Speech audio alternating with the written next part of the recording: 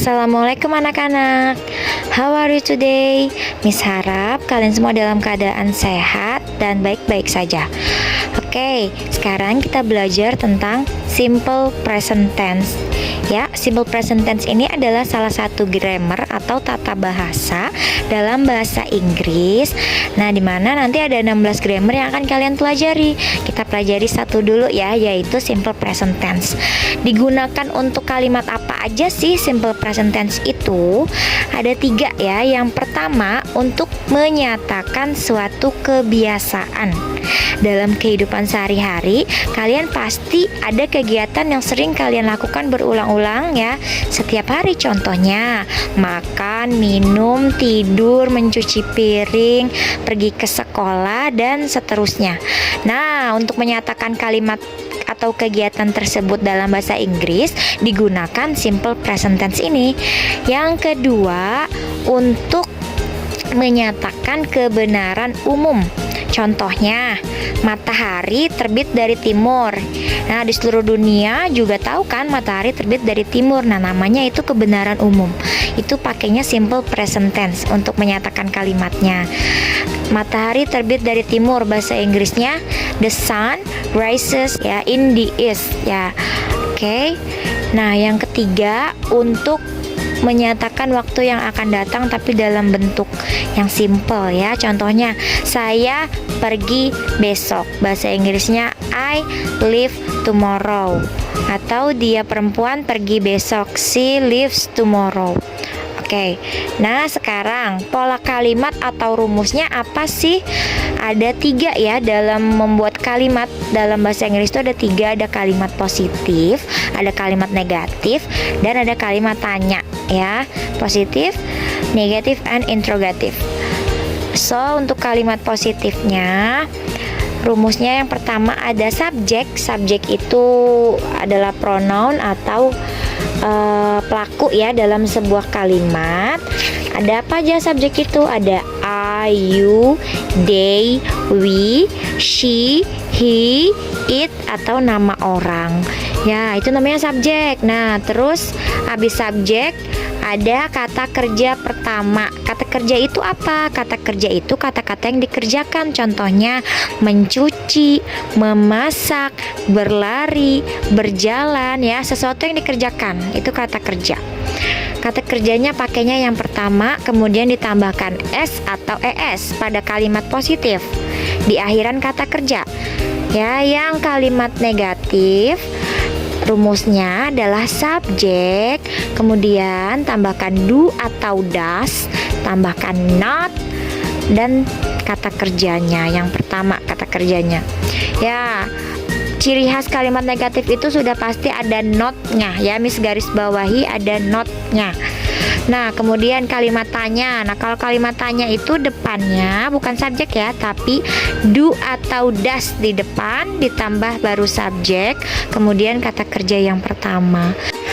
Oh ya, nah, untuk pola kalimatnya ditambah titik-titik itu apa, Miss? Nah, ditambah titik-titik itu adalah keterangan. Contohnya, dia perempuan membaca sebuah buku. Dianya subjek, membacanya kata kerja. Nah, bukunya ini adalah keterangan atau bisa juga objek.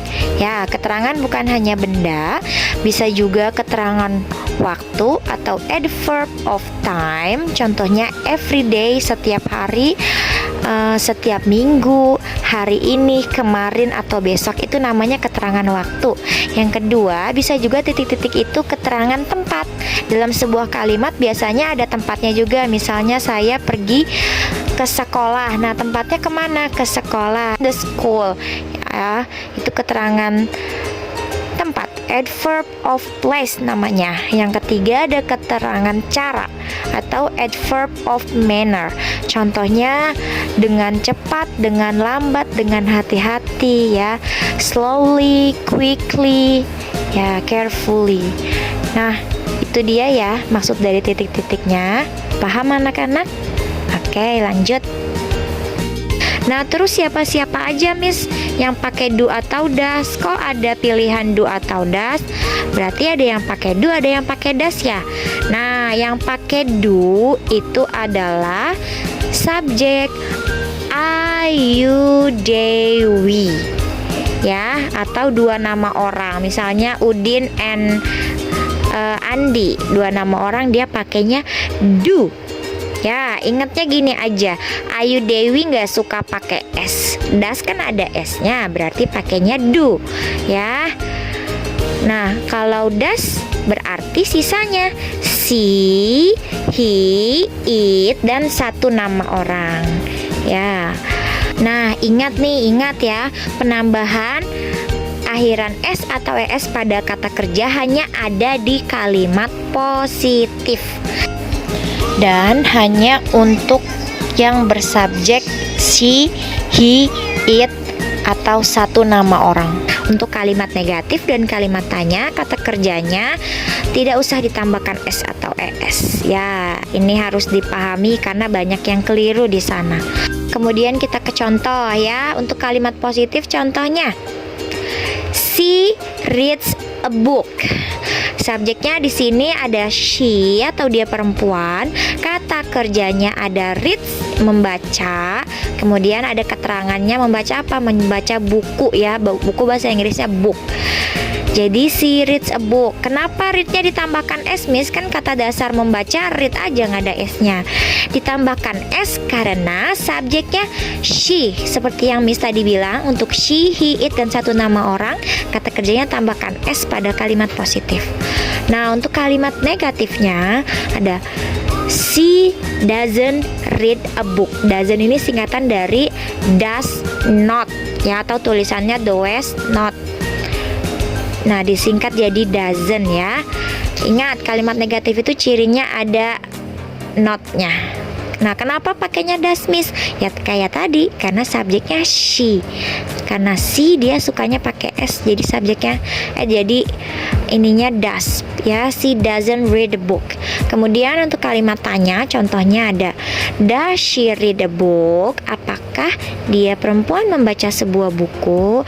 Nah, does di sini artinya bukan melakukan lagi ya. Kalau dia ada di depan kalimat, posisinya does atau do-nya di depan kalimat, maka artinya jadi apakah ya? Apakah dia perempuan membaca sebuah buku? Nah, kenapa pakai does bukan do? Ya, karena dia she ya. Nah, ingetin nih ya, yang pakai does itu she, he, dan satu nama orang. Ya, sisanya Ayu Dewi pakainya do. Jangan dilupa. Oke, nah itu aja tugasnya, jangan lupa dikerjakan ya. Thank you. Wassalamualaikum warahmatullahi wabarakatuh. Fighting.